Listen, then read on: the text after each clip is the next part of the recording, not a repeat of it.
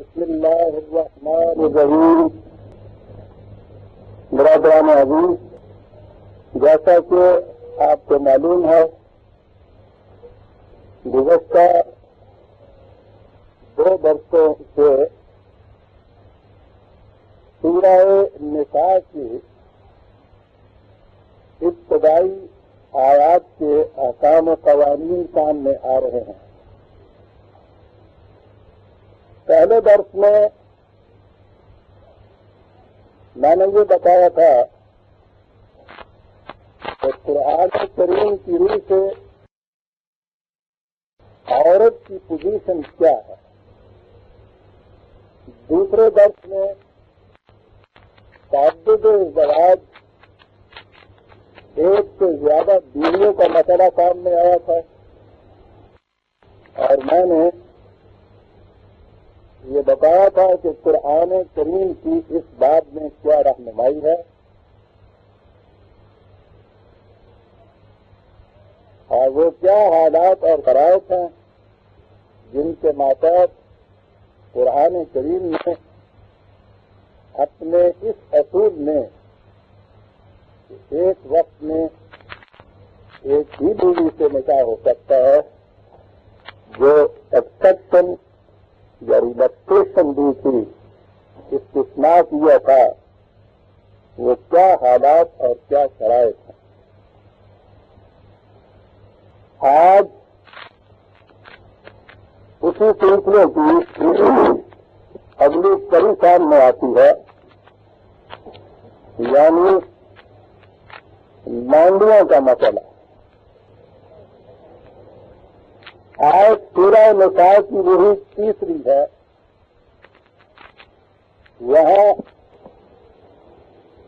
بیویوں کے علاوہ او ما ملکت ایمانکم کے الفاظ بھی آئے ہیں۔ یہ الفاظ قرآن کریم میں مختلف مقامات پر آپ کے سامنے آئیں گے۔ لفظی ترجمہ ان کا ہے، وہ جن کے مالک تمہارے دائیں ہاتھ ہو گئے ہیں، یا وہ جو معاہدہ کی روح سے تمہارے ملک میں آ گئے ہیں، یا وہ جو تمہاری ماتحتی میں کام کرتے ہیں۔ یہ ایک اصطلاح ہے قرآن کی۔ انہی الفاظ میں آپ دیکھیں گے انہیں ہر مقام پر اس اصطلاح کا استعمال، اور مختلف مقامات میں یہ مختلف معانی میں استعمال ہوئے ہیں۔ پھر سن لیجئے، بیویوں کے لیے بھی یہ اصطلاح آئی ہے۔ کام کاج کرنے والے، کسی کے سباری میں، ماتحتی میں کام کرنے والے، ملازم، ان کے لیے بھی یہ اصطلاح آئی ہے، اور غلاموں اور لانڈیوں کے لیے بھی یہ اصطلاح آئی ہے۔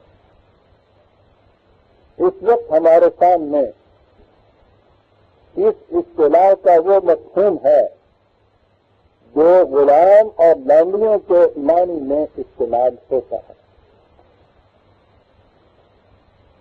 اسلام کے خلاف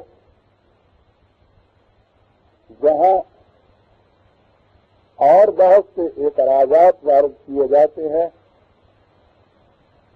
ان میں ایک یہ بھی ہے کہ اس میں غلامی کی اجازت ہے، بالخصوص لانڈیوں کی۔ مسئلہ بڑا اہم ہے، اور میں چاہتا ہوں کہ اسے صرف انداز میں، افہام و تفہیم کے رنگ میں، یعنی ایک بات جو اچھی طرح سے واضح ہو جائے، دل نشیں ہو جائے، اس شرائط میں ایک ہی مرتبہ اس پر گفتگو کر لی جائے، تاکہ جب یہ اصطلاح بعد میں سامنے آئے تو بار بار اس کی وضاحت کی ضرورت نہ پڑے۔ دنیا میں غلاموں اور لونڈیوں کا رواج عہد قدیم سے چلا آ رہا تھا۔ ہر زمانے میں دنیا کی قریب ہر قوم میں ہر ملک میں غلام نظر آتے تھے۔ جب قرآن کریم کا نزول ہوا تو عربوں کے معاشرے میں بہت سے غلام اور لونڈیاں تھیں۔ غلام باہر کا کام کاج کرتے تھے، لونڈیوں کو وہ گھروں میں ڈال دیتے تھے۔ میں اس کے لیے وہ جو اصطلاح ہے جنسی تمتع، سیکشل ریلیشن، یہی لفظ استعمال کروں گا۔ اس سے زیادہ برہنہ الفاظ اس قسم کی مجلس میں زیادہ معلوم نہیں ہوتے۔ ان کے ہاں یہ عام رواج تھا۔ لڑائیاں ان کے ہاں عام ہوتی تھیں۔ ان لڑائیوں میں جو جنگ کے قیدی قبضے میں آ جاتے تھے وہ ان کے مردوں کو غلام اور ان کی عورتوں کو بندیاں بنا دیا کرتے تھے۔ انہیں مال غنیمت سمجھتے تھے۔ مال غنیمت ہی کی طرح ان کی تقسیم ہو جاتی تھی۔ غنیمت تو آپ جانتے ہیں کہ یہ تو غنم سے ہے، جس کے ماں نہیں ہے یہ بکریاں، بھیڑ بکریاں جس طرح سے لوٹ میں آ گئیں اسی طرح سے عورتیں بھی لوٹ میں آ گئیں۔ جس طرح سے وہ تقسیم ہو گئیں اسی طرح سے یہ تقسیم ہو گئیں۔ جس طرح انہیں ایک پراپرٹی ملکیت کی چیز سمجھ لیا گیا اسی طرح انہیں بھی ایک جائیداد سمجھ لیا گیا۔ اس کو خود فائدہ اٹھانا، اس کے بعد ان کو آگے بیچ دینا، یہ سب کچھ ان کے ہاں تھا۔ اور کیونکہ معاشرے میں یہ چیز عام تھی اس لیے اسے موجود سمجھا ہی نہیں جاتا تھا۔ قرآن آیا، وہ قرآن جو عزت و تکریم انسانیت کا سب سے بلند منشور اپنے ساتھ لایا، جس نے اعلان کیا کہ وَلَقَدْ كَرَّمْنَا بَنِي آدم، ہم نے ہر فرزند آدم کو، ہر انسان کو انسان ہونے کی جہد سے واجب التکریم پیدا کیا ہے۔ جس نے اعلان کیا کہ کسی انسان کو اس کا حق حاصل نہیں ہے، خواہ اسے خدا، حکومت، ضابطہ قوانین یا نبوت بھی کیوں نہ دے دے کہ وہ دوسرے انسانوں کو اپنا غلام بنا دے اور ان سے کہے کہ تم میرے حکم کی اطاعت کرو۔ اطاعت صرف خدا کی کتاب کی ہوگی اور اس میں تمام انسان ایک حیثیت رکھتے ہیں۔ مساوات انسانیہ کا سب سے بڑا علم بردار اور یہ عظیم انقلاب تھا جو قرآن لایا۔ اور اگر آپ تاریخ میں نگاہ ڈالیں گے تو آپ کو یہ حقیقت واضح ہو جائے گی کہ عربوں کی طرف سے جو اس دعوت کی اس قدر مخالفت ہوئی ہے تو اس کی ایک بڑی وجہ یہ بھی تھی کہ وہ کہتے تھے کہ اس دعوت کو قبول کر لینے کے بعد یہ لوگ جنہیں ہم اپنے معاشرے میں وزیر، کمینے، پست درجے کے سمجھتے ہیں، یہ جو کل تک ہمارے غلام تھے کیا یہ بھی ہمارے برابر آ جائیں گے؟ اور حضور نے یہ فرمایا اور عملاً اس کا ثبوت دیا کہ برابر ہی نہیں آ جائیں گے۔ اگر ان کے ذاتی ظاہر انہیں آپ لوگوں سے اونچا بنا دیں گے تو یہ آپ کے ادھر بھی آ جائیں گے. چنانچہ نبی اکرم صلی اللہ علیہ وسلم نے اپنی حیات طیبہ کے آخری ایام میں جو لشکر تیار کیا، بہت عظیم لشکر، جس میں یہ تمام صحابہ کرام، اس کے بعد ہونے والے خلفائے راشدین رضی اللہ تعالیٰ عنہ، یہ تمام موجود تھے. اور یہ انتظار تھا کہ اب اس عظیم لشکر کی فتح سالاری کا سفر کسے حاصل ہوتا ہے. تو آپ نے ایک غلام کے بیٹے حضرت اسامہ بن زید کو، جو عمر میں بھی ان کے کم تھے، انہیں منتخب کیا، باہر نکالا اور فتح سالاری کا علم ان کے ہاتھ میں دے کر دنیا میں امن بتا دیا کہ قرآن کیا انقلاب لانا چاہتا تھا.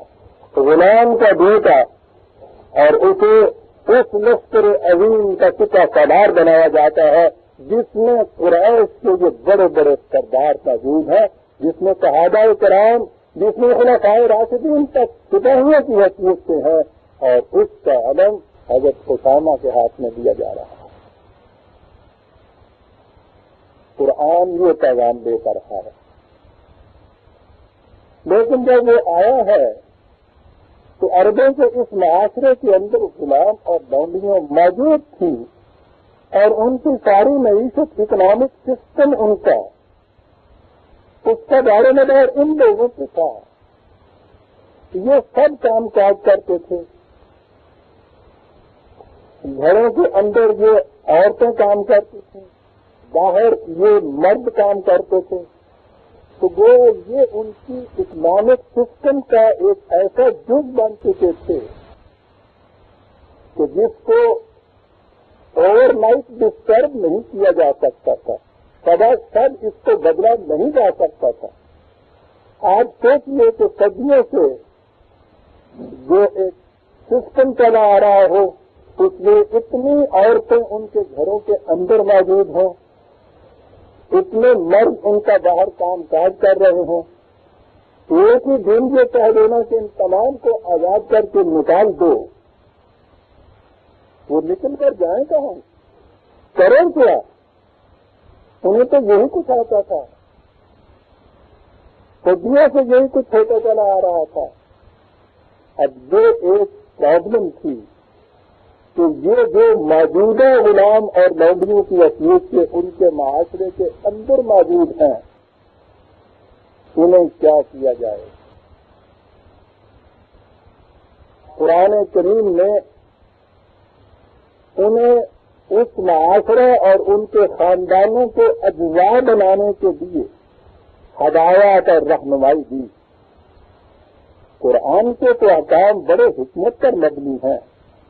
اس نے جذباتی طور پہ یہ حکم نہیں دے دیا کہ کل تو یہ سب کے سب آزاد ہو گئے، ان کو نکالو.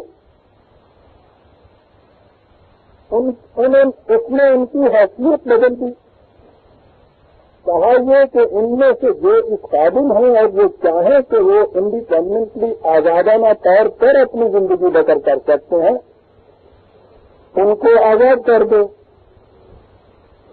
حتیٰ کہ آزاد اگر کرو تو اپنے مال میں سے بھی کچھ ان کو دے دو تاکہ وہ اپنا آزادانہ طور پر کچھ معاشی انتظام بھی کر لیں. ان کی یہ عورتیں موجودہ جو ہیں منقوہہ بیویاں بننے کے بعد اگر اس حیثیت سے رہنا چاہیں تو یہ حیثیت بھی ہے. مختلف مواقع پہ چھوٹے چھوٹے کاموں کے اجر میں یہ چیز کہا کہ اسے آزاد کر دو، غلام کو آزاد کر دو، ان کے ساتھ حسن سلوک کرو، ان کو اپنی فیملیز کا، اپنے خاندانوں کا جز بناتے چلے جاؤ. یہ ہیں وہ احکام جو ان غلاموں اور لونڈیوں کے متعلق دیے گئے جو اس وقت معاشرے کے اندر موجود تھی. یہ جو اصطلاح اور ما ملکت ایمانکم کی آئی ہے،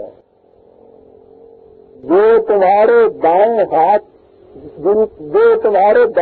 کی ملکیت میں آ گئے. لفظی ترجمہ جو میں نے عرض کیا تھا، قرآن کریم میں آپ دیکھیے سارے قرآن میں یہ لفظ ماضی کے سیغے میں پاسٹ ٹینس میں استعمال ہوا، جو آ چکے تھے،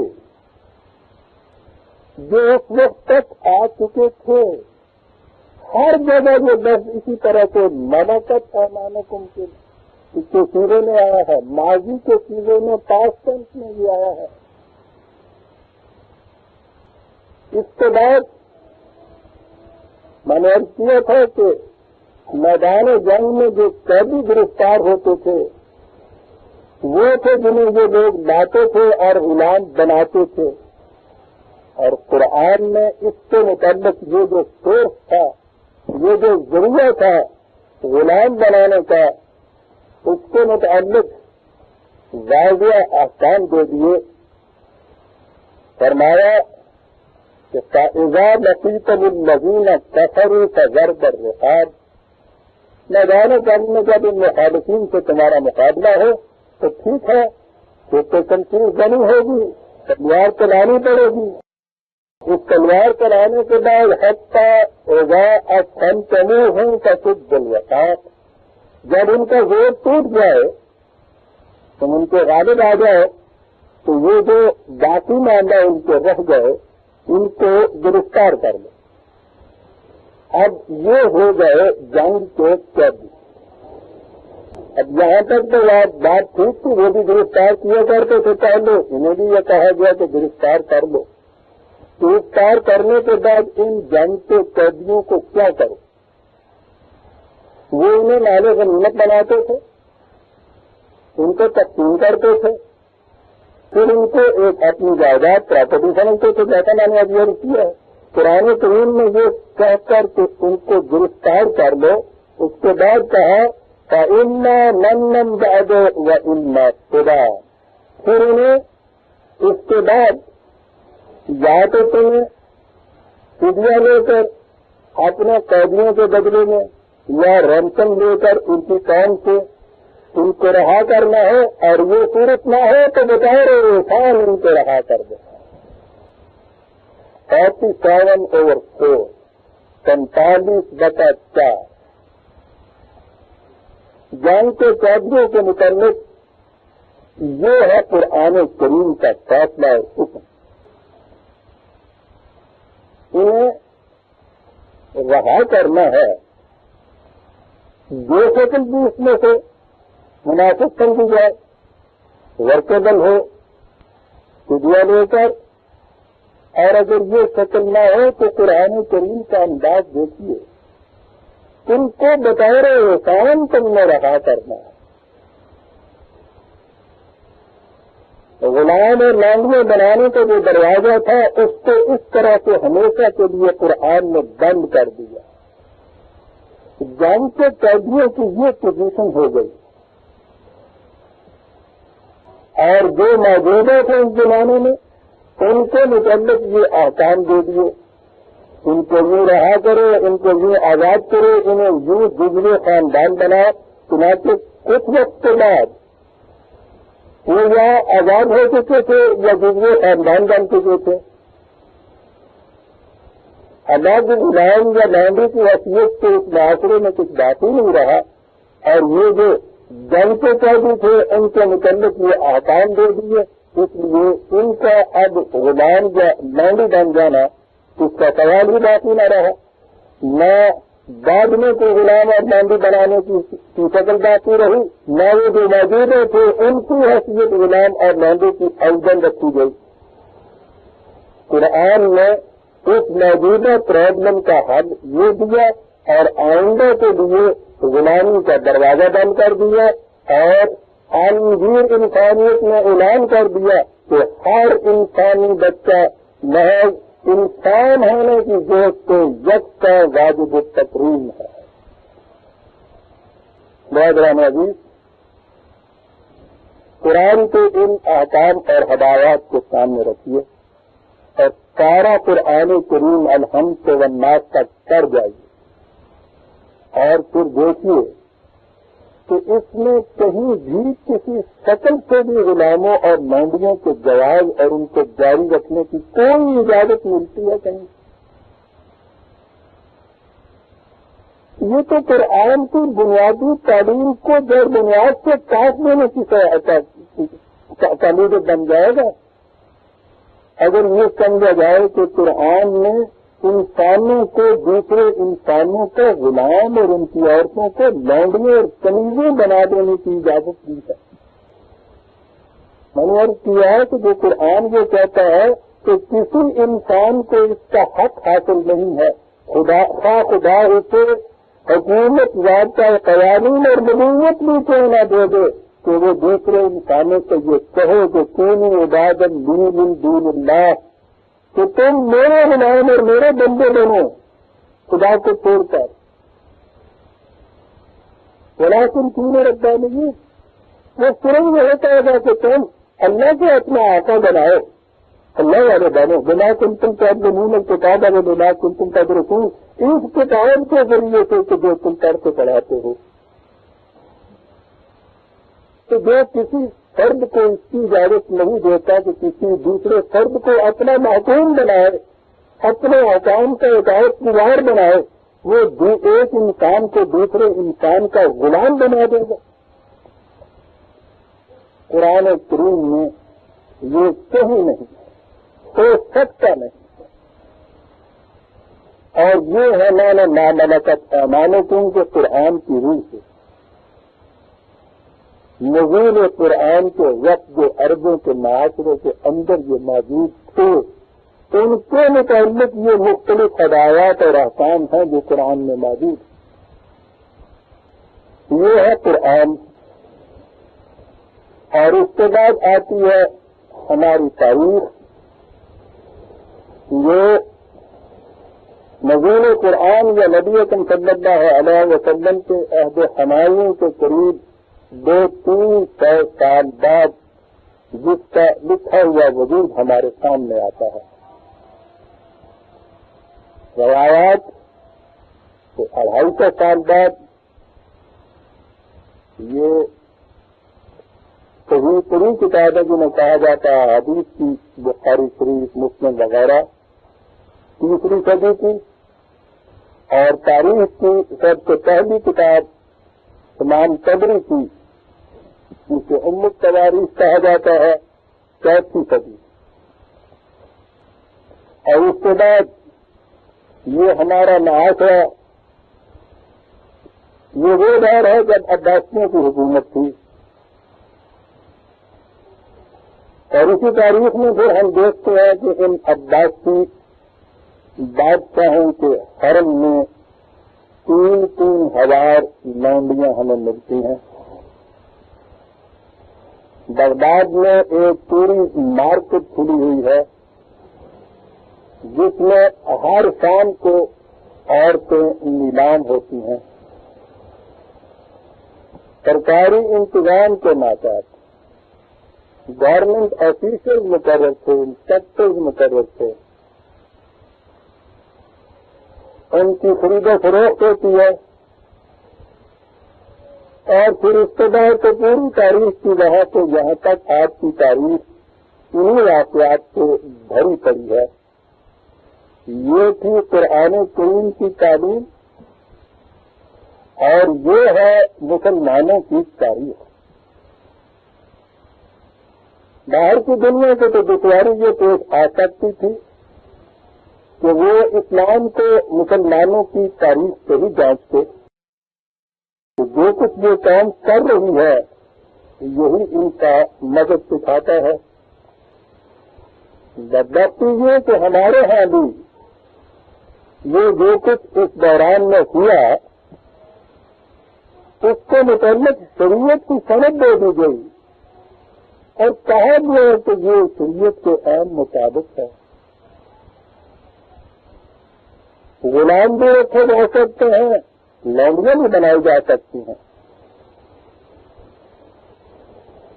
قرآن نے تو کہا تھا کہ جنگ کے قیدیوں کو یا فدیہ لے کر یا احساناً رہا کرنا ہوگا.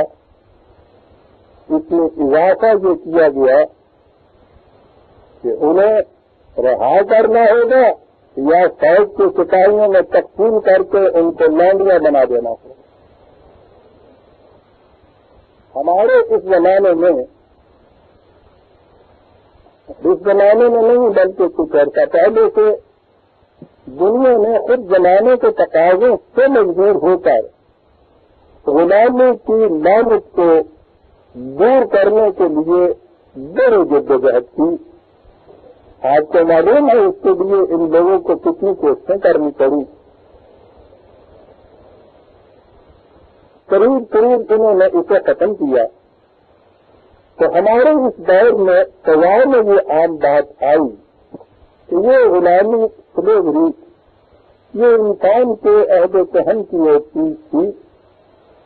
کرتے انسانیت کو جب انسان متعارف ہوتا ہے تو پھر تو یہ تصور بھی نہیں ہو سکتا کہ ایک انسان دوسرے انسان کا غلام بنے. غیر مسلم سلطنتوں نے اپنے ہاں یہ قوانین بنائے. یہ انہوں نے اپنے چارٹر کے اندر جو بنیادی حقوق انسانیت رکھے ان میں یہ شک رکھی کہ کوئی انسان دوسرے کا غلام نہیں بنایا جا سکتا. یہ عام کرتا ہوا. لیکن ہمارے ہاں یہ کیا کیفیت ہے اس کی؟ سوچیے، غور کیجیے اور پھر خود ہی کسی نتیجے پر پہنچیے. کیونکہ میں نے یہ ہے کہ یہ مسئلہ اتنا اہم ہے کہ میں چاہتا ہوں کہ اس نشست میں اس کے مختلف گوشوں کو سامنے لے آؤں. یقیناً آپ کے دل میں یہ سوال پیدا ہوتا ہوگا کہ جو لوگ اس کے جواز میں ہیں، کے حق میں ہیں، جو اس کی تائید کرتے ہیں، جو کہتے ہیں کہ اسلام میں یہ چیز جائز ہے، وہ اس کی دلیل کیا دیتے ہیں؟ وہ اس کی سند کیا پیش کرتے ہیں؟ سند تو ہے آج کی تاریخ. 1000 برس سے ہوتا چلا آ رہا ہے. دلیل یہ کیا دیتے ہیں اس کے حق میں؟ یہ چیز ہے جس کے سننے کے لیے یقیناً آپ مشتاق ہیں. آپ کو یہاں کے درس کا انداز برادران معلوم ہے. میں نے کبھی شخصیتوں سے بحث نہیں کی، واسطہ ہی نہیں شخصیتوں سے. خدا کی کتاب میرے سامنے ہوتی ہے، میں اپنی بصیرت کے مطابق اس میں سے جو رہنمائی لیتا ہوں اسے آپ آزاد کے سامنے پیش کرتا ہوں. اس کے خلاف جو کچھ ہمارے ہاں مروج چلا آتا ہے اسے اصول کی حیثیت سے پیش کرتا ہوں، کسی شخصیت کا نام لیے بغیر. مجھے شخصیتوں سے کبھی بات کی نہیں، لیکن میں آج سمجھ رہا ہوں کہ اس مسئلے کی وضاحت کے لیے نام لینا کچھ ناگزیر سا ہو جائے گا. غلامی کے مسئلے پہ ہمارے ہاں سر سید کے زمانے میں بحث ہوئی. سر سید اور ان کے گروہ نے سب سے پہلے اس کے خلاف قلم اٹھایا، ان کی مخالفت ہوئی اور مخالفت میں مولوی صاحبان کی طرف سے بہت کچھ لکھا گیا. اس کے بعد میں یہ دیکھ رہا ہوں گویا یہ چیپٹر کلوز ہو گیا، یہ بند ہو گیا سوال، پھر یہ بحث نہیں ہوئی. لیکن اب پھر ہمارے ہاں پاکستان بننے کے بعد جب یہاں یہ سوال ہوا کہ جہاں اسلامی نظام ہوگا، اسلامی مملکت ہوگی، شریعت کے قوانین نافذ ہوں گے، تو یہاں یہ سوال پھر اٹھایا گیا. اس سوال کے جواب میں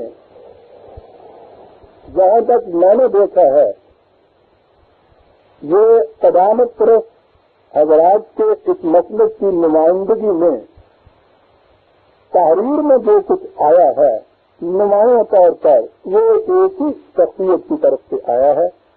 اس لیے مجھے انہیں کے دلائل آپ کے سامنے پیش کرنے پڑیں گے. یہ ہے وہ مجبوری جس کی بنا پر مجھے نام لینا پڑے گا.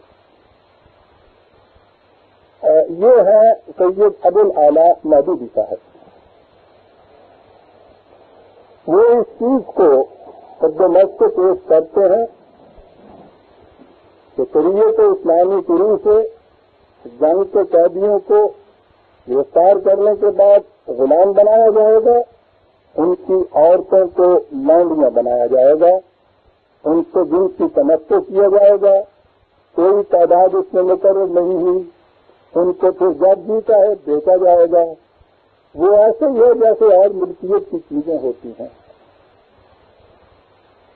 مسئلے میں اہمیت اس لیے اختیار کر لی کہ اگر آپ کے ہاں واقعی اسلامی مملکت بننی ہے، یہاں اسلامی قوانین نافذ ہونے ہیں اور اسلامی قوانین انہی حضرات میں مرتب اور مدون کرنے ہیں، تو پھر اس میں تو آپ کے ہاں یہ بھی ایک ٹھکانی ہے۔ لڑائیاں اور جنگیں تو آج کل ہوتی رہتی ہیں،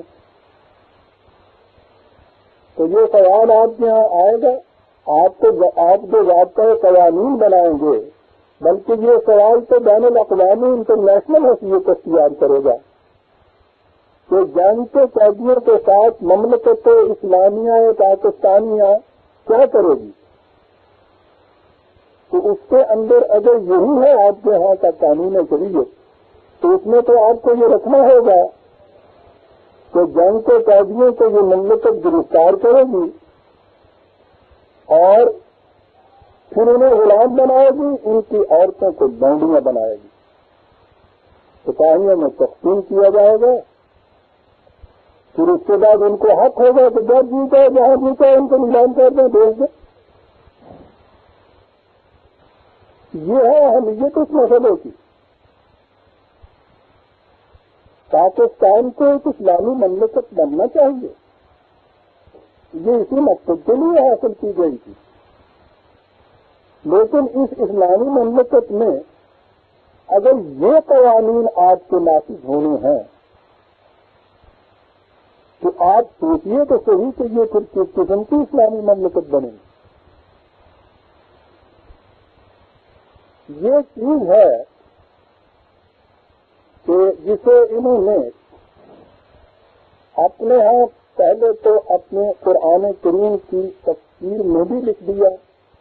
تفہیم القرآن کی پہلی جلد میرے سامنے ہے، 340 صفحے پہ جس کے یہ اسی ما ملکت ایمانکم کی تفسیر میں لکھتے ہیں،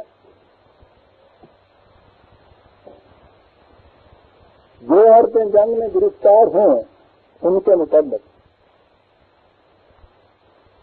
اسلامی قانون یہ ہے کہ ایسی عورتیں حکومت کے حوالے کر دی جائیں گی۔ حکومت کو اختیار ہے کہ چاہے ان کو رہا کر دے، چاہے ان سے فدیہ دے، چاہے ان کا تبادلہ ان مسلمان قیدیوں سے کرے جو دشمن کے ہاتھ میں ہوں، اور چاہے تو انہیں سپاہیوں میں تقسیم کر دے۔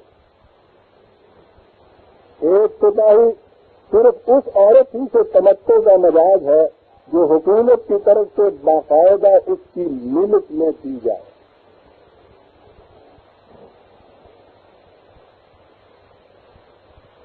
دوسرے سے جنگ میں پکڑی ہوئی عورتوں سے تمتع کے معاملے میں یہ شرط نہیں ہے کہ وہ اہل کتاب ہی میں سے ہوں، کیونکہ قرآن نے جو نکاح کی اجازت دی ہے وہ یا مسلمان عورتوں سے دی ہے یا اہل کتاب کی عورتوں سے دی ہے، لیکن لونڈیوں کی صورت میں وہ یہ کہتے ہیں کہ اس کے لیے یہ شرط نہیں ہے کہ وہ اہل کتاب ہی میں سے ہوں، ان کا مذہب ہے کوئی ہو، بہرحال جب وہ تقسیم کر دی جائے گی تو جن کے حصے میں وہ آئیں وہ ان سے تمتع کر سکتے ہیں۔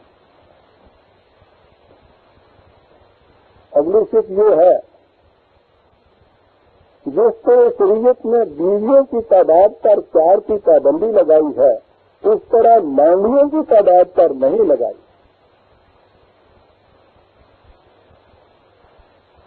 تعداد کی پابندی نہیں۔ اور اگلی شرط ہے کہ ملکیت کے تمام دوسرے حقوق کی طرح وہ مالکانہ حقوق بھی قابل انتقال ہیں جو کسی شخص کو اجر قانون کسی اسیر جنگ پر حکومت نے عطا کیے ہیں۔ یعنی جس طرح سے وہ خود وہ فرد مالک بن سکتا ہے جس کو حکومت نے یہ لونڈیاں دی ہوں، وہ اپنے اس ملکیت کے حق کو منتقل کر سکتا ہے دوسروں کی طرف۔ جیسے مال غنیمت میں ڈھیر بکریاں آئیں آپ کے ہاں، وہ خود ان کا مالک بن گیا. جب تک جیتا ہے انہیں اپنے یہاں رکھے, انہیں استعمال کرے, اور جب جیتا ہے ان کو بیچ دے, فروخت کرے. تو یہ حق مالکانہ جو ہے یہ قابل انتقال بھی ہے, اس کو منتقل بھی کیا جا سکتا ہے. تو اب یہ ہوں گی نا وہ عورتیں کہ جو فروخت ہونے کے لیے پھر آپ منڈیوں میں آئیں گی, آتے ہیں, کیونکہ ان کو تو بیچا جا سکتا ہے. اب یہ رہا کہ یہ جو لونڈیاں آئیں گی کیا ان سے نکاح وغیرہ بھی کیا جائے گا یا نہیں؟ کہتے نہیں. حکومت کی طرف سے حقوق ملکیت کا باقاعدہ عطا کیا جانا ویسا ہی ایک قانونی فعل ہے جیسا نکاح ایک قانونی فعل ہے. لہذا کوئی معقول وجہ نہیں کہ جو شخص نکاح میں کسی قسم کی کراہت محسوس نہیں کرتا وہ خام خواہ لونڈی سے تمتع میں کراہت محسوس کرے. اس میں نکاح کی بھی ضرورت نہیں ہوگی, نکاح کی ضرورت نہیں. اور ظاہر ہے کہ یہ جو عورت ہے اس کی رضامندی کا تو سوال ہی پیدا نہیں ہوتا. جو لونڈی کی حیثیت سے کسی کو دی گئی پھر وہ اس کو جہاں جیتا ہے بیچ دے, جس کی ملکیت اور قبضے میں وہ ہو وہ اس کو دل کی تمتع کر سکتا ہے بغیر نکاح کے, تو اس میں اس عورت کی رضامندی کا تو سوال ہی نہیں ہے. تو شکل یہ پیدا ہوئی کہ عورت کی رضامندی کے بغیر نکاح کیے اس سے جنسی تمتع جائز ہوگا.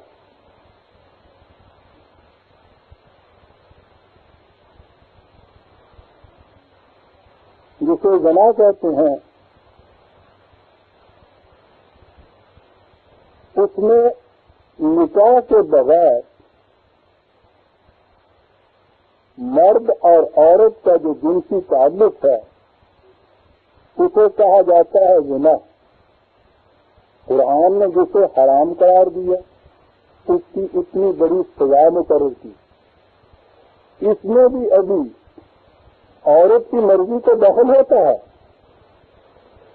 زنا میں بھی زنا کی ایک شکل ایسی ہے جسے زنا بالجبر کہا جاتا ہے جس میں عورت کی مرضی کو دخل نہیں ہوتا.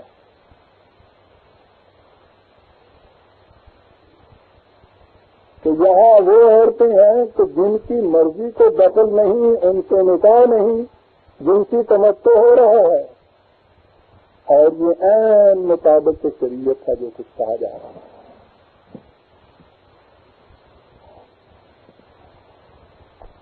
کچھ عرصہ ہوا کچھ لوگوں نے ان پر اعتراض کیے کہ یہ کیا شکل ہے جو اسلام میں جائز بتائی جا رہی ہے.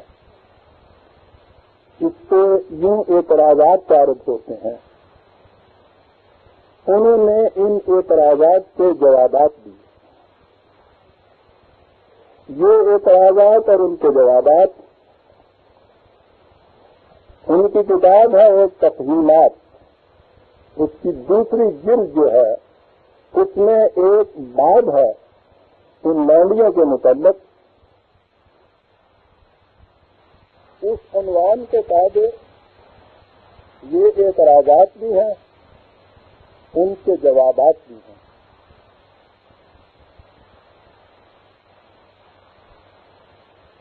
ادارہ طلوع اسلام کی طرف سے ایک کتاب شائع ہوئی تھی.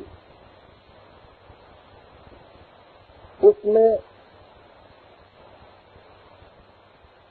اسلام میں غلامی کے مسئلے کو تفصیل سے بیان کیا گیا تھا. اس میں بھی یہ اعتراضات اور ان کے وہ جوابات جو انہوں نے دیے ہیں وہ درج تھے, اور اس سے کچھ آگے تنقید کی گئی تھی. وہی کتاب اب دوبارہ نظام پبلیکیشن کی طرف سے شائع ہوئی ہے. اس وقت میرے ہاتھ میں اسی کا نسخہ ہے. میں وہی اعتراضات اور ان کے جوابات اس میں سے پڑھ کے آپ کو سناتا ہوں. ان میں سے جو اہم اہمیت رکھتے ہیں, زیادہ متعلق ہیں اس موضوع سے.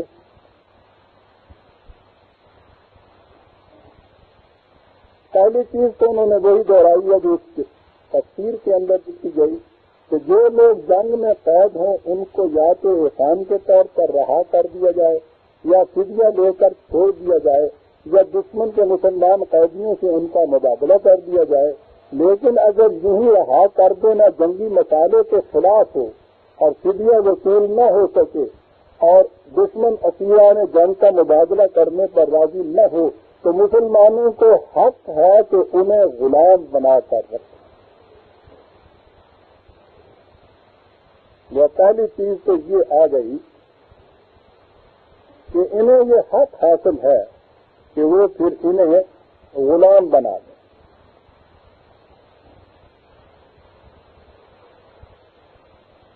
اب یہ اعتراض پیدا ہوا کہ ان کی عورتیں جو اس طرح سے ان سپاہیوں میں تقسیم کر دی جائیں، انہیں لونڈیاں بنا دیا جائے، تو ان کے ساتھ یہ جنسی تمتع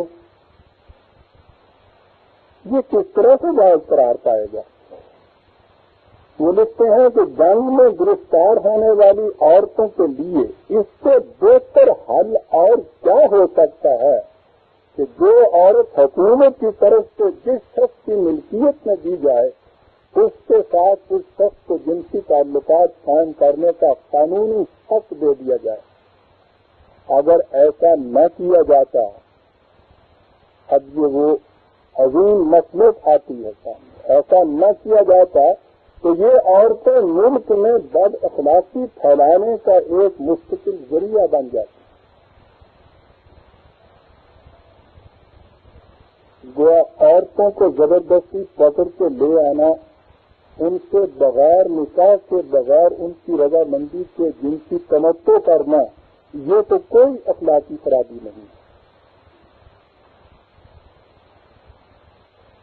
پھر اس کے بعد انہیں بیچ دینا، جو انہیں خرید لے وہ سارے اس قسم کے حقوق مالکانہ ان کے اوپر دعویٰ رکھے، یہ کوئی بد اخلاقی نہیں۔ بد اخلاقی پھیلانے کا یہ موجب بن جاتی اگر ان کو یہاں لا کے اس طرح سے چھوڑ دیا جاتا۔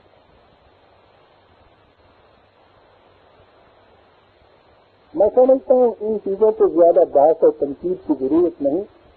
بات یہ سامنے آئی تھی کہ یہ اگر آپ اس کے لیے دلائل کیا دیتے ہیں، تو ایک دلیل تو یہ آ گئی کہ ان کو اگر اس طرح سے لونڈیاں نہ بنایا جائے اور معاشرے میں ان کو پھیلنے دیا جائے تو اس سے تو بڑی بد اخلاقی پھیل جائے گی۔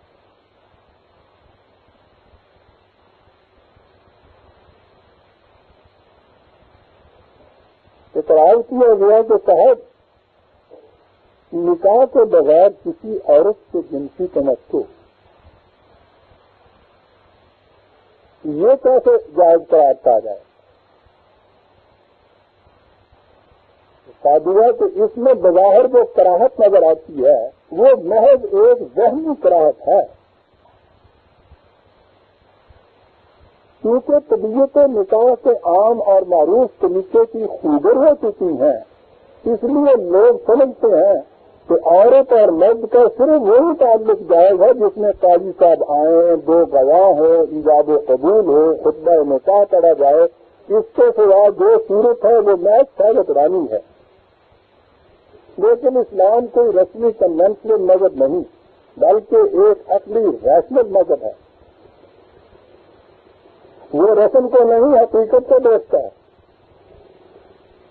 نکاح سے ایک عورت جو ایک مرد کے لیے حلال ہوتی ہے تو آخر اسی بنا پر تو حلال ہوتی ہے کہ اللہ کے قانون نے اسے حلال کیا ہے۔ اسی طرح اگر ملک یمین کی بنا پر اللہ کا قانون اسے حلال کر لے تو اس میں کراہت کی کون سی بات باقی رہ جاتی؟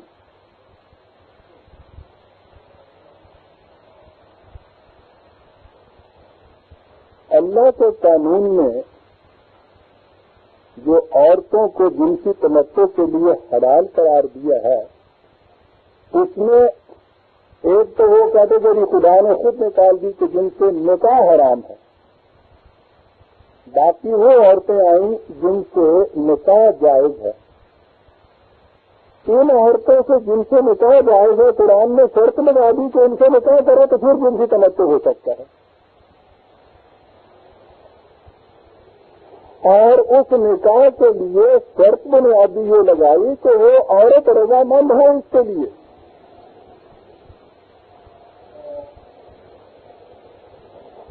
اگر یہ دونوں شرطیں پوری ہوں تو پھر وہ عورت حلال ہوتی ہے کسی مرد کے لیے. ورنہ جن عورتوں سے نکاح حلال ہے اگر وہ نکاح تو رضامند نہ ہوں تو خدا کا قانون بھی ان کو حلال قرار نہیں دیتا. یعنی یہ نہیں کہ قرآن نے نقل قید کیا کہ ماؤں سے بہنوں سے بیٹیوں سے ان سے نکاح حرام ہے اور اس کے بعد باقی جتنی عورتیں ہیں ان سے حلال ہے وہ. تو اب جس کا جیت ہے ان کو پکڑ لے کیونکہ خدا نے ان کو حلال قرار دیا ہے. خدا نے نکاح کے لیے حلال قرار دیا ہے. ان سے نکاح جائز ہے اور نکاح کی بنیادی شرط عورت کی رضامندی ہے. جس جنسی تمتع میں بھی نکاح نہ ہو اور عورت کی رضامندی شامل نہ ہو اسی کو تو زنا کہا جائے گا بلکہ زنا بالزبر ریپ کہا جائے گا. ریپ کی ہے ڈیفینیشن کیا ہوگی برادران ابھی کہتے ہیں کہ حکومت جس کو اس طرح سے اجازت دے دے تو اس میں تو کوئی قباحت نہیں. تو حکومت جب یہ بازاری عورتوں کو لائسنس دے دیتی ہے اور اجازت دیتی ہے اس کو اتنا شور مچایا جاتا ہے.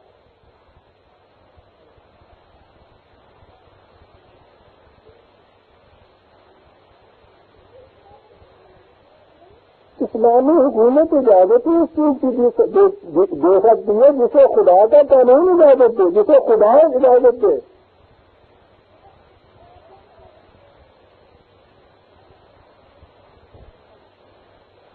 ورنہ یہ دلیل کہ چونکہ حکومت نے ان کو تقسیم کر دیا اور ان سے کہہ دیا ہے کہ ہمارے قانون کی روح سے یہ جائز ہے کہ تم جتنی تعداد جیتا ہے ان کو لے جاؤ جن کی تمتع کرو اور پھر ان کو فروخت بھی کرو اس لیے اس نے کراہت کون کی ہے.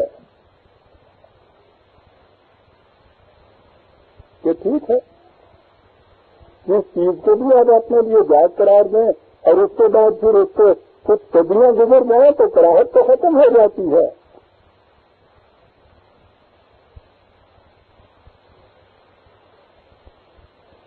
کراہت کی تو کیفیت یہ ہے کہ وہ عادت کی چیز ہے. ایک شرابی جس کے ہاں شراب حرام ہے شراب پیتا ہے اس کو شراب کے پیالے میں اگر چوہیے کر دے تو وہ شراب کو گرا دیتا ہے. اور اس کے ساتھ ہی دوسری قوم ہمارے ہاں دوسرا ملک ہمارے ہاں موجود ہے جو وہ چوہے کو کیوں لذت سے کھاتا ہے جیسے آپ مرغی کی ٹانگ کو چبا جاتے ہیں. ان کے ہاں کیونکہ صدیوں سے اس چیز کی کراہت نہیں کی جاتی ان کی پیدا ہونے والی نسلوں کو کراہت نہیں ہوتی. ہمارے ہاں کیونکہ اس کی کراہت ہوتی چلی جاتی ہے اس لیے ہمیں کراہت ہوتی ہے. تو یہ چیز تو ان لونڈیوں میں کراہت نہیں ہوتی اس لیے نہیں ہوتی کہ آپ نے ان کو صدیوں سے اپنے یہاں یہ جائز قرار دیا ہوا. ورنہ دیکھیے تو صحیح کہ خدا کے قانون کی روح سے اس قسم کا جنسی تعلق کس طرح سے جائز قرار پا سکتا ہے. یہ عورتیں کون ہیں؟ دشمن کے ساتھ آپ کی لڑائی ہوتی ہے آپ وہاں ڈکلیئر کر دیتے ہیں ساتھ کے ملک کے ساتھ حملے ہوتے ہیں. وہاں سے کچھ لوگ میدان جنگ میں شہروں میں بسنے والی آبادی ہیں وہ بھی تو آپ کی قیدیوں کی حیثیت سے آپ کے یہاں آ جاتی ہیں. شہروں میں بسنے والی عورتیں اس لیے کہ ان کی فوج جو ہے وہ شکست کھا گئی وہ آپ کی قید میں آ گئی. اب اس کے بعد جو مرد اور عورت کے جنسی تعلقات کی حدود و قیود قرآن میں خدا کے قانون میں آج کی وہ سب اٹھ گئی ان سے. وہ بات آگے آتی ہے تو دشمن آپ کے ملک میں بھی تو حملہ کر رہا ہوگا، آپ کو بھی تو شکست ہو سکتی ہے، آپ کے مرد عورتیں بھی تو ان کے قیدی ہو سکتے ہیں۔ اس کا جواب آخر میں نے دیا۔ یہاں یہی چیز دیکھیے تو وہ کہتے ہیں کہ یہ جو کراہت ہے کہ صاحب نکاح کے بغیر جنسی تمتع جو ہے، وہ کہتے ہیں یہ بات تو بس اس لیے ہے کہ لوگوں نے اسلام کو کنونشنل مذہب سمجھ رہا ہے، یہ تو موسٹ ریشنل مذہب ہے، اور ریشنل ہونے کے بعد اگر یورپ والا یہ کہہ دے تو صاحب ایک جوان لڑکا اور جوان لڑکی اپنی مرضی سے بغیر غور و اقرار سے اگر آپس میں یہ فرینڈشپ کام کر لیتے ہیں، کورٹشپ کا زمانہ آ جاتا ہے، اس میں وہ جنسی تمتع بھی جائے سے نہیں لیتے ہیں، اور اس کے بعد وہ آپس میں شادی بھی کر لیتے ہیں، تو بتائیے کہ ریشنلی اس سے کیا اعتراض ہے آپ کو؟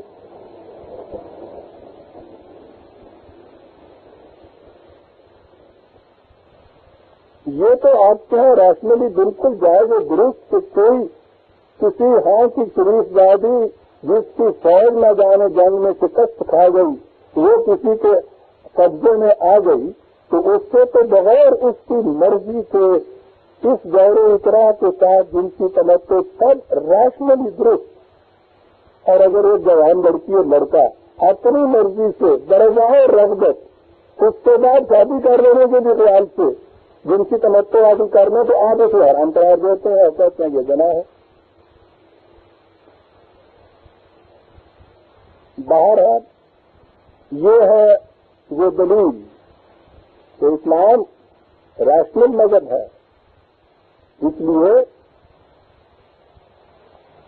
اس نقطۂ نظر سے اس مسئلے کو دیکھیے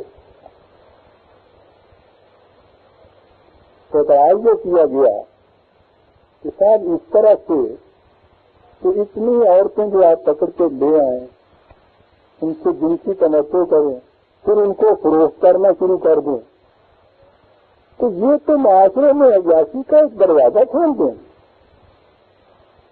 جو فروخت کرنے کے لیے آئیں گے آپ تو وہ بہرحال نیلام ہوں گے، پھر جو زیادہ قیمت دے تو جس کے گرا میں دام ہوں گے، وہ جو زیادہ امیر و دولت مند ہوگا وہ زیادہ قیمت دے کے خریدتا چلا جائے گا۔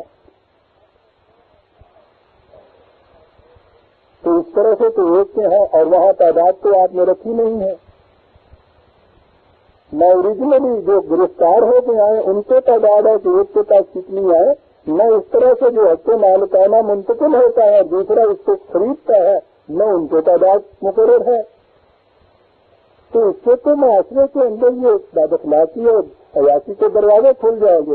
جواب دیتے ہیں رہا آپ کا یہ شبہ کہ لونڈیوں کی ان گن تعداد سے تمتع کرنے کی اجازت ذہنی آوارگی کا دروازہ کھولتی ہے، اور یہ کہ لونڈیوں کے قابل بیع و شراء ہونے کی وجہ سے اس کا امکان ہے کہ مالدار لوگ لونڈیاں خرید کر ایک پورا بیڑا فراہم کر لیں اور اپنے گھروں کو عیاشی کا اڈا بنا کر رکھ دیں، تو یہ اور اس نوعیت کے اکثر شبہات عموماً اس وجہ سے پیدا ہوتے ہیں کہ معاملے کا ایک ہی پہلو نگاہ کے سامنے ہوتا ہے اور دوسرے پہلو چھپے رہتے ہیں، دوسرے پہلو سے۔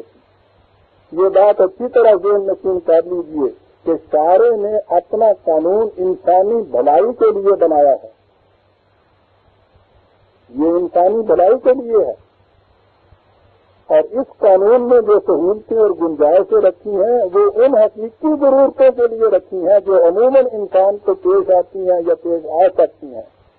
اگر بعض لوگ ان گنجائشوں سے غلط فائدے اٹھاتے ہیں جن کے لیے دراصل سارے نے یہ گنجائشیں نہیں رکھی تھی تو یہ ان کی اپنی ناکامی ہے یا شرارت نفس، لیکن اس قسم کی انفرادی غلطیوں کے امکان یا وقوع سے ڈر کر قانون میں ایسی تنگی پیدا کرنا جس سے عام لوگوں کی حقیقی ضرورتیں پوری ہونے میں مشکلات واقع ہوں، کسی حکیم کا کام نہیں ہو سکتا۔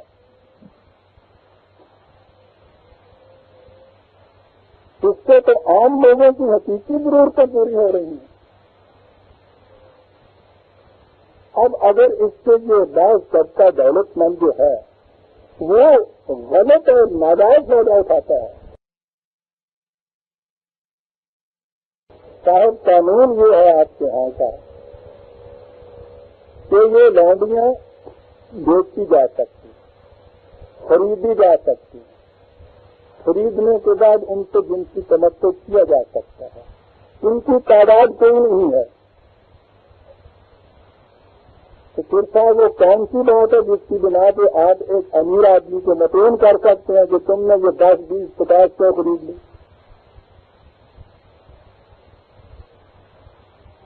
کہاں ہے یہ حد لگائی ہوئی آپ نے؟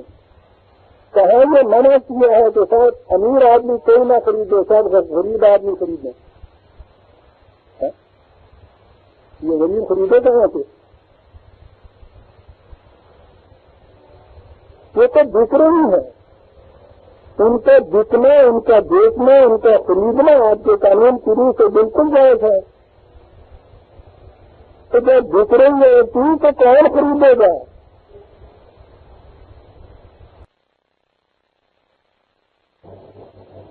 جس کے گرے میں دام ہے وہ خریدے گا. کہ یہ تو عام لوگوں کی حقیقی ضرورتیں پورے کرنے کے لیے قانون بنایا گیا تھا، خاص لوگوں کی غیر حقیقی ضرورتوں کے لیے نہیں.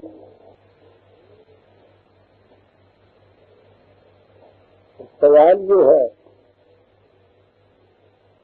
کہ آپ کے ہیں جو خاص لوگوں نے حقیقی ضرورتوں کے لیے ایک کے حرم میں جو 3,000 لونڈیاں موجود چلی آ رہی ہیں، انہیں کے ہیں اسی زمانے میں انہیں درباروں میں بڑے بڑے ائمہ کرام ہمارے موجود تھے، بڑے بڑے فقہاء موجود تھے، شریعت کے قانون بتانے والے، مدون کرنے والے، یہ سب موجود تھے. کسی نے ان کی اس چیز کے اوپر یہ اعتراض کیا کہ شرم ناجائز ہے؟ یہ وہ خریدی ہوئی لونڈیاں تھیں، بازار موجود تھا بغداد میں، اور تھا بھی کون سی بات برادران عزیز، چلو جا منہ کو آ جاتا ہے جب یہ بات زبان سے آتی ہے کہ آج بھی اس آسمان کے نیچے عورتیں اگر نیلام ہوتی ہیں تو حجاز کی اس مقدس زمین مکہ کی گلیوں میں ہوتی ہیں جسے قرآن نے نئے انسانی کے لیے امن کا مقام تجویز کیا ہے. جو اس میں داخل ہو جائے اسے امن نصیب ہو جاتا ہے. دنیا کی ملحد کفار مشرک قوموں نے اپنے ہاں قانون غلامی کو ناجائز قرار دیا اور آپ کے ہاں جو مرکز کہا جا رہا ہے اسلام کا، وہاں آج بھی یہ چیزیں دکھ رہی ہیں.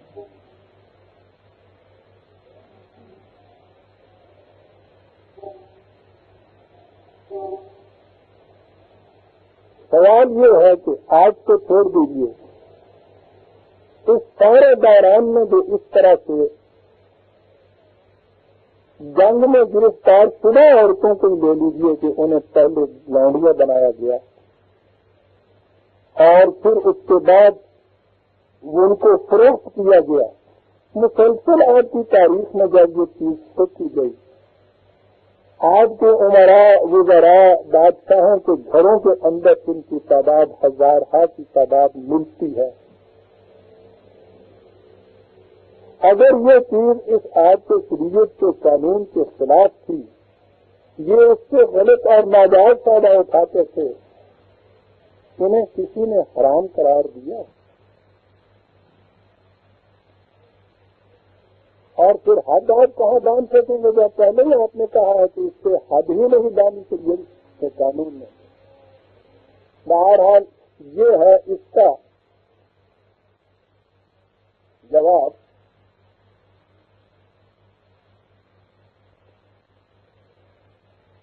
اور اس کے بعد آگے اس سے اضافہ جو کیا جاتا ہے، دیکھتے ہیں کہ کوئی رئیس اگر عیاشی کرنا چاہے اور قانون کے منشا کے خلاف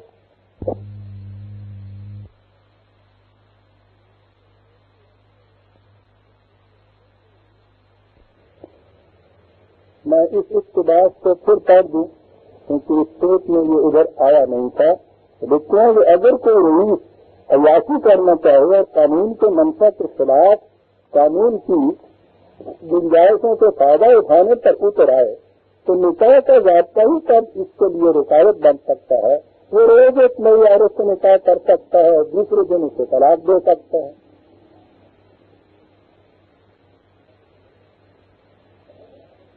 تو یہاں یہ چیز انہوں نے بتا دی کہ یہ چیز کہ ایک شخص اپنی مرضی سے جب بیوی کو طلاق دے دے اور پھر اس کی جگہ ایک اور بیوی لے آئے، وہ راستہ ہے جو جس قسم کے رئیسوں نے اپنی عیاشی کے لیے اختیار کیا تھا.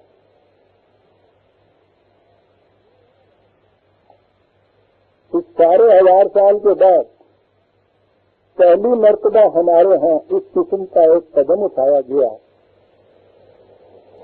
کہ لوگوں نے یہ جو وطیرہ اختیار کر رکھا ہے کہ جب جی چاہے بغیر کسی قسم کی وجہ بیان کیے ہوئے اپنی مرضی سے بیوی کو طلاق دے اور اس سے نہ کوئی وکیل ہو نہ کوئی اپیل ہو، کہیں چارہ جوئی نہ ہو سکے. یہ بڑی غلط بات ہے، اسے روکنا چاہیے اور اس کی روک تھام کے لیے ایک قانون بنا کہ کوئی شخص یوں گھر میں بیٹھے آج خود 1 2 3 کر کے بیچاری بیوی کے گھر سے نہ نکالتے، اس کے لیے کوئی ایک ثابت مقرر کیے جائیں، ایک بورڈ کا بٹھا دیا جائے، وہاں وہ وجوہات بیان کرے، اس کے بعد وہ دیکھیں اس چیز کو وجوہات معقول ہیں یا ان میں مصالحت کی شکل ہو سکتی ہے تو اس طرح سے طلاق دی جائے. اگر کہ وہاں بھی ابھی یہ پابندی اس قانون میں نہیں رکھی گئی تو اگر وہ صالح یا حکومت کا نمائندہ یہ سمجھے کہ وجہ معقول نہیں ہے تو وہ روک دے کہ تم طلاق نہیں دے سکتے، یہ نہیں ہے. اس میں صرف اتنی سی بات ہے کہ وہ کم از کم آ کر کوئی وجہ تو بیان کر دے کہ میں اس بیچاری کو کیوں دھکا دے رہا ہوں. اتنی سی بات ہے کہ اس قانون میں جس کو آپ یہ فیملی لاز کے اندر جو قانون ابھی آیا تھا اس میں اتنی سکھ تھی کہ کم از کم وجہ ہی دریافت کر لی جائے تو اس کے خلاف یہ اتنا شور اٹھ رہا ہے کہ قیامت آ گئی.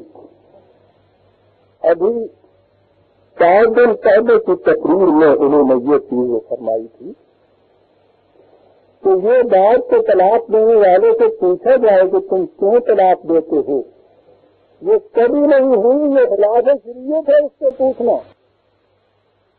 اس قانون کی مخالفت ہم اس لیے کر رہے ہیں کہ اس میں اس شخص کو پوچھا جائے گا کہ بھئی وجہ کیا ہے جو تم طلاق دے رہے ہو. اس بنا پر اسے خلاف شریعت قرار دیا جا رہا ہے. ادھر یہ کہتے ہیں کہ صاحب اگر ایک رئیس چاہے یہ کہ جب جی چاہے اپنی بیوی کو طلاق دے اس کی جگہ دوسری بیوی لے آئے تو یہ بڑا ناجائز فائدہ اٹھانے والی بات ہے. سوال یہ ہے کہ جب اس سے یہ پوچھا جائے کہ آپ کیوں طلاق دینا چاہتے ہیں، یہ بھی خلاف شریعت ہے اور وہ اپنی مرضی سے بغیر وجہ بیان کیے ہوئے طلاق دیتا ہے، یہ بھی قابل درست ہے. یہ ثابت لیے کہ اختیارات کی باغدار ان کے ہاتھ میں رہنی چاہیے. یہ کہے ٹھیک ہے ٹھیک ہے، یہ کہے غلط ہے غلط ہے. یہ جو کہا کہ اگر ایک رئیس چاہے تو روز بیوی کو طلاق دے اور اس کی بجائے نئی بیوی لے آئے، یہ آپ لوگوں کے قانون شریعت کے اندر یہ چیز ہو سکتی ہے. خدا کے بتائے ہوئے قانون میں تو یہ ممکن ہی نہیں ہے.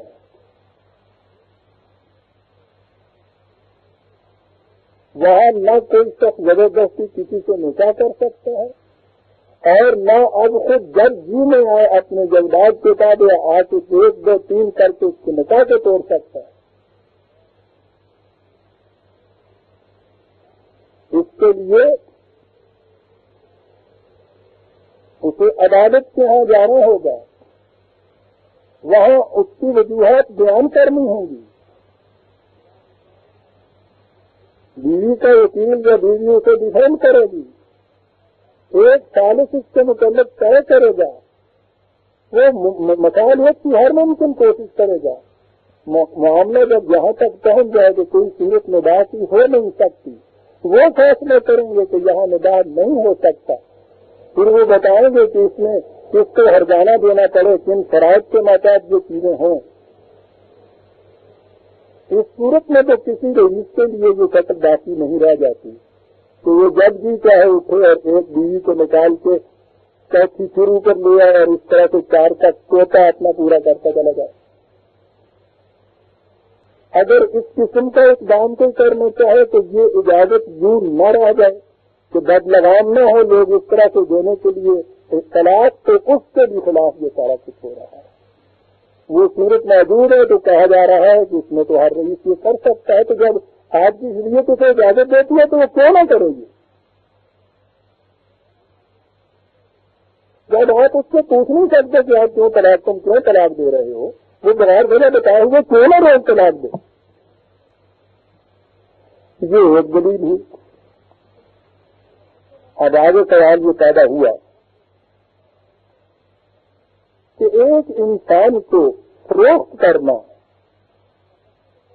یہ تو بڑی ہی وجہ تبدیل ہے انسان.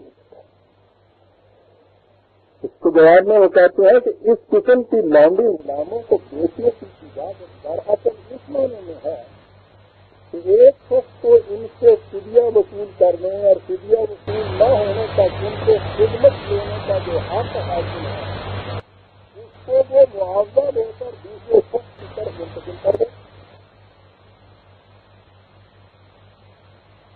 قانون میں یہ گنجائش جس مصلحت سے رکھی گئی ہے اس کو آپ پوری طرح اسی صورت میں سمجھ سکتے ہیں مسئلہ جبکہ کسی دشمن فوج کے سپاہی کو بطور قیدی رکھنے کا آپ کو اتفاق ہوا.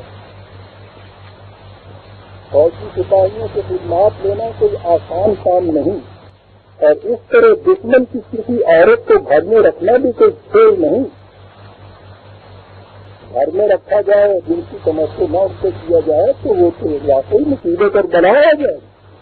علاج اس کا یہ اگر کسی شخص کے لیے یہ گنجائش نہ چھوڑی جاتی تو جس قیدی مرد یا عورت سے وہ عہدہ بڑا ہو سکے اس کے حقوق ملکیت کسی دوسرے کی طرف منتقل کر دے تو یہ لوگ جس سے بھی حوالے کیے جاتے اس کے حق میں بڑا جان بن جاتے.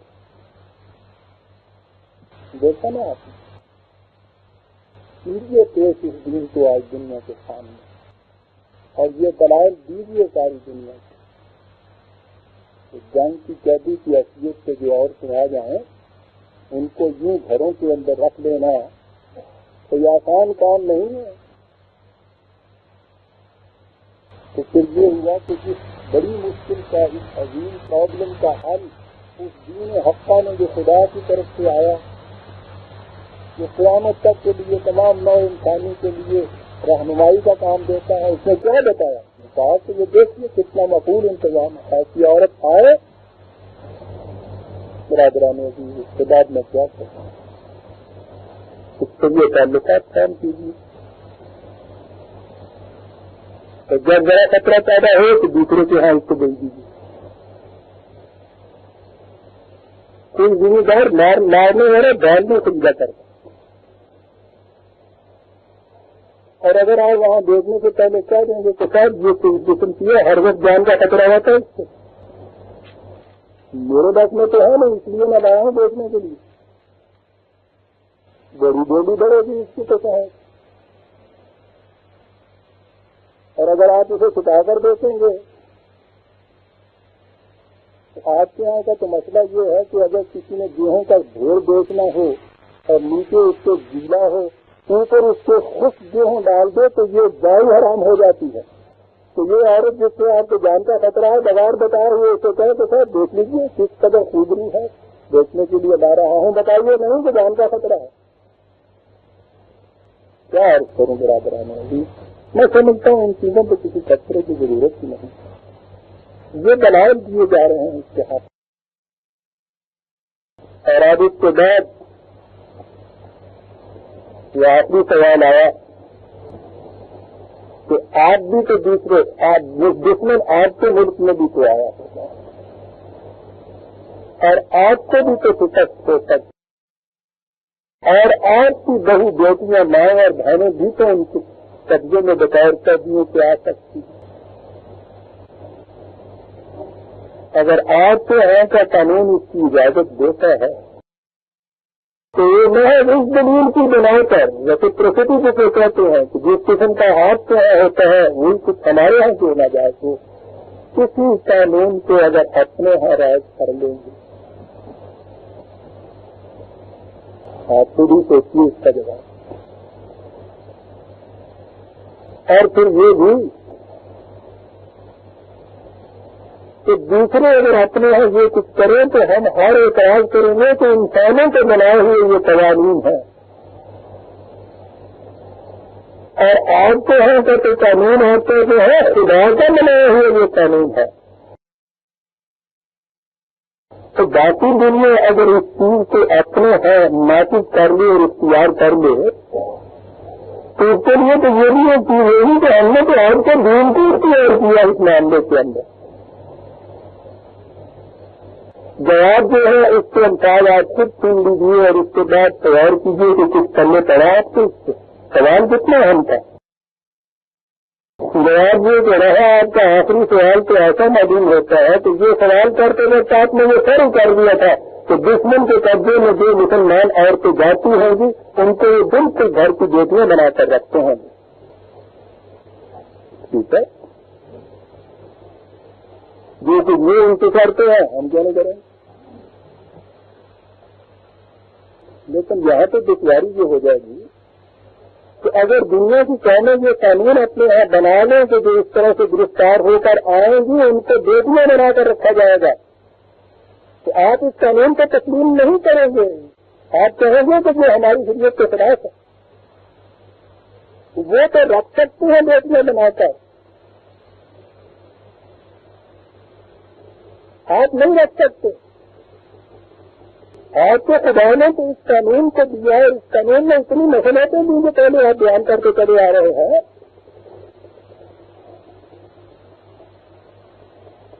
اور اگر اسی چیز کو مان لیا جائے تو کیا وہ یہ کچھ کریں گے اس لیے ہم کریں گے، تو پھر تو کھلی چکی ہے۔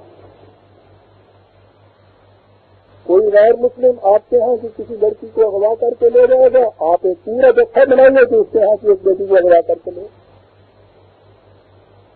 وہ آپ کے یہاں آگے چوری کرے گا، آپ جا کے وہاں کے یہاں نقل لگائیے، وہ یہاں ڈاکہ ڈالیں گے آپ وہاں ڈاکہ ڈالیے، وہ آپ سے جھوٹ بولے گا آپ اسے جھوٹ بولیے، وہ اس سے بدبیانتی کرے گا آپ اس سے بدبیانتی کیجیے۔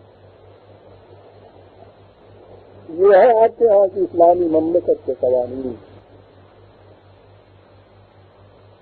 کوئی اپنا اصول نہیں، کوئی غیر متبدل قانون نہیں، کوئی اخلاقی ضابطے نہیں، کوئی ایسی حدود نہیں کہ جنہیں آپ توڑ نہ سکیں۔ قرآن تو یہ کہتا ہے کہ لا یجرمنکم شنآن قوم علی الا تعدلوا، کوئی قوم اگر تمہاری دشمنی پہ بھی اتر آئی ہے اور تمہاری عینی کی حیثیت بھی رکھتی ہے تو اس سے بھی عدل کرو، اس لیے کہ یہ تمہارے خدا کا حکم ہے۔ یہ نہیں کہ وہ اگر ناانصافی کرتی ہے تمہارے معاملات میں تو تم بھی ناانصافیاں کرنی شروع کر دو۔ اس میں جب زنا کو حرام قرار دیا ہے تو یہ نہیں کہا کہ مسلمان عورتوں کو تو یہ حرام ہے اور غیر مسلموں کے ساتھ سکتی ہے، یا یہ کہ اگر کوئی غیر مسلم یہ چیزیں کرے اپنے ہیں تو تم بھی اپنے ہیں یہ چیزیں کرنی شروع کر دو ان کی عورتوں کے ساتھ۔ غیر مسلم مشرق کو اگر آپ کی کسی عورت کے ساتھ نکاح یعنی میرج کر لیتا ہے تو آپ کو اس کی بھی ضرورت نہیں ہے کہ مشرق کی عورت کے ساتھ آپ شادی کر لیں۔ باہر آپ یہ چیز کہ آپ کا یہ نفریضہ صحیح ہے اور آپ کا یہ کہنا ہے کہ ہمیں اس کا اعتراض ہے، کیا آپ کا یہ نفریضہ صحیح ہے تو وہ بیٹیاں بنا کر رکھیں گے. اور آپ کا یہ کہنا کہ اس پر ہمیں اعتبار کا کیا حق ہے؟ تو اس کا جواب یہ ہے کہ ہم عورتوں تو نہیں مردوں کو بھی غلام بنا کر رکھنا نہیں چاہتے تھے. اگر دشمن اسیران جنگ کے تبادلے پر راضی ہوتے تو ہم ان کو ایک مرد یا ایک عورت کو بھی اپنے پاس غلام بنا کر رکھنے پر اصرار نہ کرتے. لہٰذا اگر صدیوں تک دنیا میں غلامی کا رواج رہا، آپ ہی اس کو کچھ معنی نکال لیجیے گا. صدیوں تک دنیا میں غلامی کا رواج رہا اور ایک قوم کی شریف عورتیں مہنگیاں بن بن کر دوسری قوموں کے تصرف میں آتی رہی، تو یہ ہمارے قصور کی وجہ سے نہ تھا، بلکہ اس کے ذمہ دار وہ لوگ تھے جو صدیوں تک اسیران جنگ کے بارے میں کسی مہذب اور معقول رویے کو اختیار کرنے پر راضی نہ ہوئے. ٹھیک ہے، دنیا کے ممالک پر وہ قومیں اس سے راضی نہ ہوئے، اسی لیے نزول قرآن کے زمانے تک یہ ناشائستہ اور ناروا اور رواج قوموں کے اندر جاری ہے. تو آن آیا اور اس نے ایک مہذب اور معقول طریقہ اس کے لیے بتایا کہ ایک انسان کو غلام بنا دینا کسی صورت میں بھی جائز نہیں. جنگ کے قیدی آئے ان کو گرفتار کرو. گرفتاری کے زمانے میں انسان ہونے کی جیت سے جو ان کے حقوق ہیں، محض انسان ہونے کی جیت سے، اور اس میں عدم کی شرط قرآن نے لگا رکھی، احسان کی شرط قرآن نے لگا رکھی، حسن سلوک کی شرط لگا رکھی. قرآن کریم تو آپ کے یہاں کی شریعت وہ جانور جو اور کی ملکیت میں ہوتے ہیں ان سے بھی بے رحمی کا سلوک کرنے کی اجازت نہیں دیتی. انسان اگر آپ کے ہاں آ جاتے ہیں، آپ انہیں گرفتار کر لیتے ہیں، قیدیوں کی حیثیت سے رکھنا ہے، جب تک ان کا معاملے کا فیصلہ نہیں ہو جاتا اس وقت تک ان کو انسانی حقوق تو آپ دیں گے. اس وقت تک انسانوں کی حیثیت سے رکھیے. ہمیں خود ہی یہ چیزیں بتائی جاتی ہیں ممبروں کے اور خطبوں میں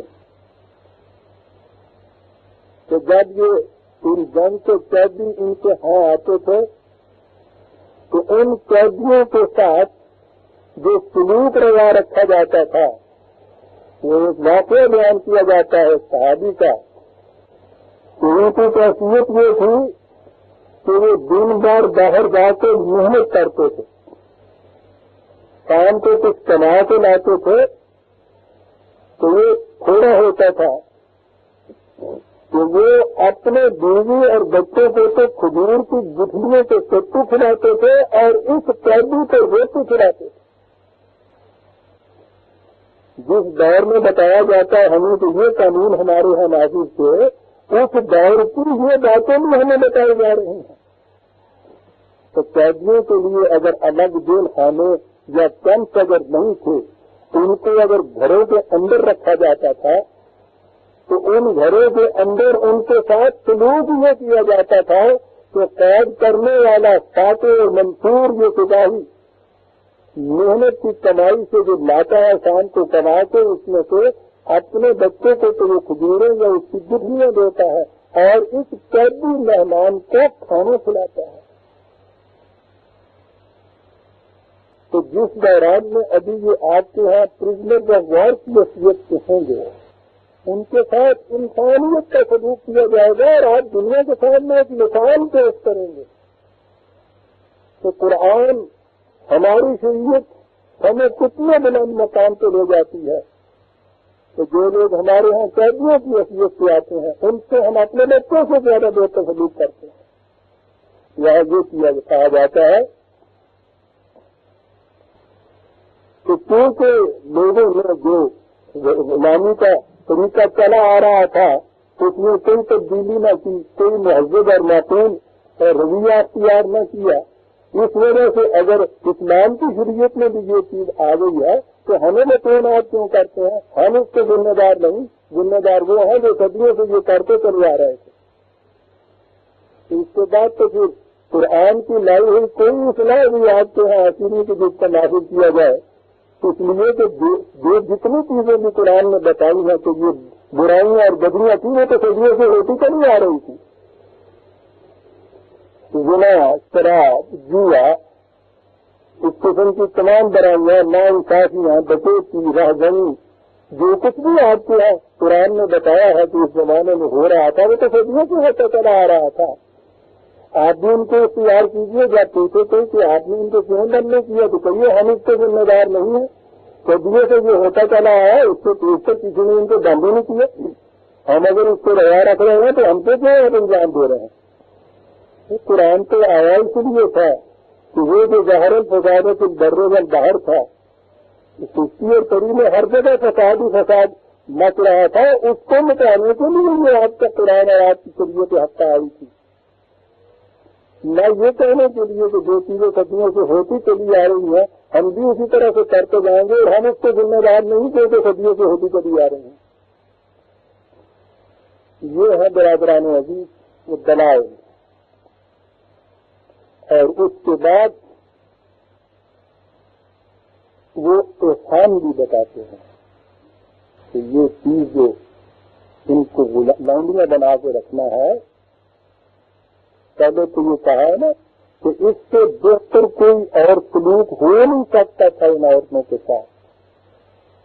اور پھر یہ چیز کہی جاتی ہے کہ مالک کے تصرف میں آ جانے کے بعد ایک عورت اگر صاحب اولاد ہو جائے تو وہ خاندان کی ایک فرد بن جاتی ہے. اس کو ام ولد کہا جاتا ہے. اس کی اولاد جائز اولاد سمجھی جاتی ہے اور اپنے باپ سے سری ورثت آتی ہے. یہ تو ایک حیثیت ہو گئی کہ اس کی اگر اولاد ہو جائے تو یہ حیثیت اس کی ہو جاتی ہے. اور آپ کو شاید اس کا علم ہوگا کہ لانڈیوں کے ساتھ جنسی تعلق کی وہ شکل بھی جائز قرار دی گئی ہے کہ جس میں جنسی تعلق ہو اور اولاد نہ ہونے پائے. جیسا میں نے شروع میں عرض کیا تھا میرے لیے بڑی دشواری ہو جاتی ہے بات ذرا اور بڑھانا کہنا. یہ کیا شکلیں ہیں میں نہیں بیان کر سکتا. اس کتاب میں یہ لکھی ہوئی ہیں. یہ ہے وہ کتاب دو اہم مسائل قتل مرتد غلام اور لانڈیاں. یہاں سال کے اوپر اس کی اگر کوئی کتابیں موجود ہیں اس میں آپ دیکھ لیجئے آخری صفحات جو ہیں 139 140 41 اس میں یہ چیزیں بھی ہیں موجود لکھی تھیں کہ جن کی تمتع ہو اور اولاد نہ ہونے پائے اس کے لیے بھی شرعی طریقے کیا ہیں. یہ وہ آخری چیز تھی جو انہوں نے اس سلسلے میں بیان کی. میں پھر دوبارہ یہ معذرت پیش کر دوں کہ آج یہ چیز جو تھی ایک نام لے کر بیان کی گئی لیکن اس میں کسی شخصیت کا سوال نہیں. یہ وہ چیز ہے جو ان کی اس شریعت کے اندر چلی آ رہی ہے. یہ قدامت پرست طبقہ ہمارے ہاں کا ان سب چیزوں کو مانتا چلا رہا ہے. نام سے یہ چیز اس لیے بیان کرنی پڑی کہ اس کے حق میں جو دلائل دیے ہیں وہ تحریری طور پر انہیں کی کتاب کے اندر تھے اس لیے انہیں بیان کرنا پڑا. یہ ہے برادران عزیز غلاموں کی اور لانڈیوں کی اس کتاب پر عمل کرنے کے لیے مدعوث ہوئے تھے جنہوں نے عملاً اس پر عمل کر کے دکھا دیا متشکل کر کے اس کو دکھا دیا. یہ اس قسم کی روایات جو ہمارے یہاں بعد میں کتابوں میں آ گئی یہ اس رسول اکرم صلی اللہ علیہ وسلم کی روایات ہو نہیں سکتی. انکار اس سے ہے کہ یہ حضور کی روایات نہیں ہے. اور اس کی دلیل یہ ہے کہ یہ قرآن کریم کے احکام کے خلاف جاتی ہے. لیکن اس چیز کو جائز قرار دینے والے انہی روایات کو کہتے ہیں کہ یہ رسول اللہ صلی اللہ علیہ وسلم کی ہیں. اس سے انکار کرنا وہ رسول اللہ صلی اللہ علیہ وسلم کی شان رسالت سے انکار کرنا ہے. آپ نے غور فرمایا تو اس طرح سے ایک چیز جو پہلے ہونی چاہیے وہ مؤثر ہو جاتی ہے. پہلی چیز یہ ہے کہ نبی اکرم صلی اللہ علیہ وسلم اس قرآن پر عمل کرتے تھے. کسی پر عمل کرنے کی حضور نے تلقین فرمائی. قرآن ہمارے پاس ہر سن محفوظ موجود ہے. اس میں یہ تمام احکام موجود ہیں. انہیں دیکھ لیجیے. اس کے بعد جو چیزیں اس دور کی تاریخ کے طور پر، روایات کے طور پر، احادیث کے طور پر آتے ہیں آئی ہیں، یہ حضور سے 200-250 سال بعد مرتب ہوئی. جنہیں نہ مرتب کی ان کی کیفیت یہ تھی کہ امام بخاری نے یہ کہا کہ میں نے جو جمع کرنا شروع کیا روایات سے تو 6 لاکھ کے قریب میرے پاس آئی. میں نے ان میں سے 5,93,000 کو مسترد کر دیا تو 6,000 کے قریب یہ رکھی.